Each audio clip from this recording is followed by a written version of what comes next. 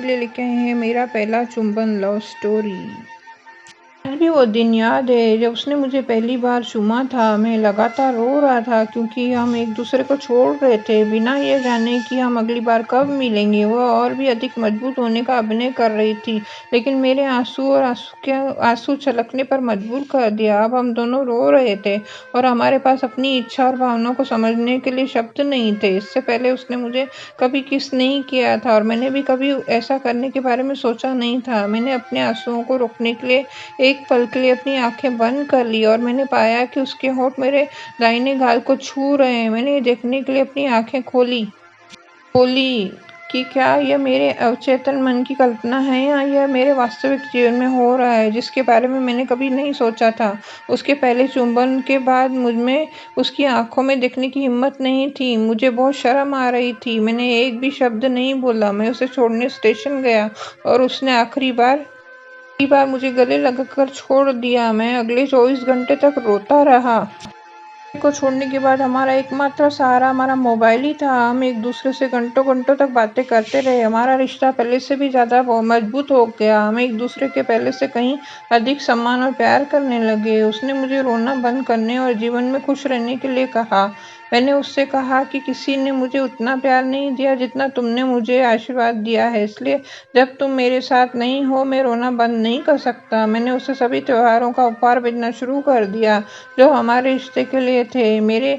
उसने मेरे उपहार बहुत पसंद किए। मेरे जन्मदिन पर मैंने मेरे लिए एक गाना गाने के लिए कहा। वो मान गई और 7 साल की बच्ची की तरह अपनी छोटी आवाज़ में गाना शुरू कर दिया। उसने गीत गाता हूँ मैं, गुनगुनाता हूँ मैंने हंसने का वादा किया था कभी, इसलिए अब सदा मुस्कुराता हूँ मैं। मैंने ये गाना उसके लिए मेरे लिए गाने से पहले कभी नहीं सुना था।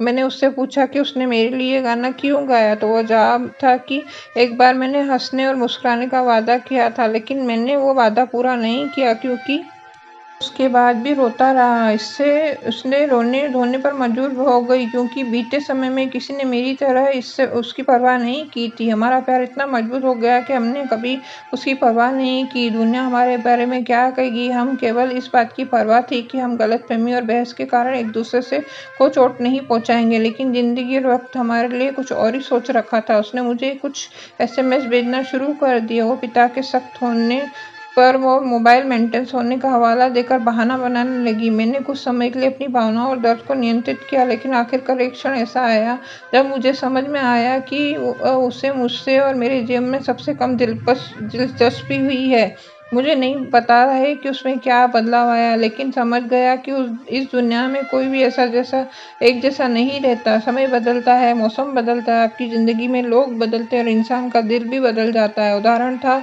वह उसका दिल। मैं बहुत रोया। मैंने वही बनने को कहा जो वो बोला करती थी, लेकिन उसे अब कोई दिलचस्पी नहीं थी। बस इतना कहा कि मैं वैसी ही हूँ, तुमने वैसे ही प्यार करती हूँ, लेकिन मेरे तुमसे हमेशा एसएमएस के ज़रिए बात करना संभव नहीं है। उसका सीधा मतलब ये था कि वो मुझसे बात नहीं करना चाहती थी। अतीत में हमारे रिश्ते के कारण उसे कई समस्याओं का सामना करना पड़ा, जिसे उसने ठीक से संभाला और हमेशा की तरह मुझसे प्यार करती रही, लेकिन वह बार-बार मेरे साथ रिश्ते जारी रखने के मूड में नहीं थी। उसने मुझे अकेला छोड़ दिया। मुझे आज तक इसका कारण नहीं पता। मैं आज भी इस वजह से भटक रहा हूँ। अगर वह मुझे छोड़ना चाहती है तो मुझे कोई दिक्कत नहीं है। समस्या है कि वो कारण क्यों नहीं बता पाती है जिसके कारण उसने मुझे छोड़ा। आज मैं बस यही सोच रहा हूँ कि क्या मुझे झुककर उन्हें नए साल की शुभकामनाएं देनी चाहिए और सारा मामला सुलझाकर फिर से एक साथ आना चाहिए।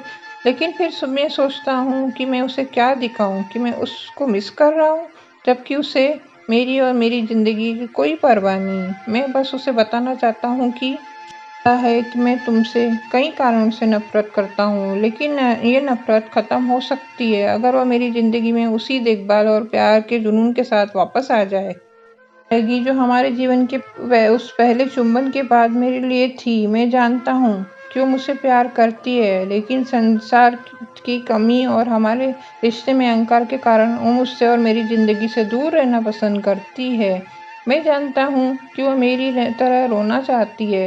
मुझे पता है कि मुझे कसकर गले लगाना चाहती है, जैसे मैं उसे गले लगाना चाहता हूँ। मैं जानता हूँ पहले की तरह उस डायरी के दुख मेरे साथ साझा करना चाहती थी। मैं जानता हूँ कि जब भी कोई गलती करता हूँ तो मुझे डांटना चाहती थी। मैं जानता हूँ कि वो मेरे साथ गूगल टॉक पर वैसे ही चैट करना चाहती है जैसे हम करते थे।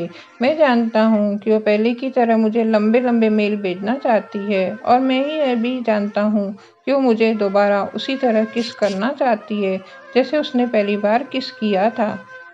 अभी भी तुमसे प्यार करता हूँ, तुम्हारा वीरू। वापस आओ। मुझे आशा है कि इस आप इसे पढ़ रहे हैं। मैं इससे अधिक नहीं लिख सकता, क्षमा मांगना। दोस्तों, आपको हमारी ये लव स्टोरी कैसी लगी कमेंट बॉक्स में लिख कर बताइए, और हमारे चैनल पर बने रहिए।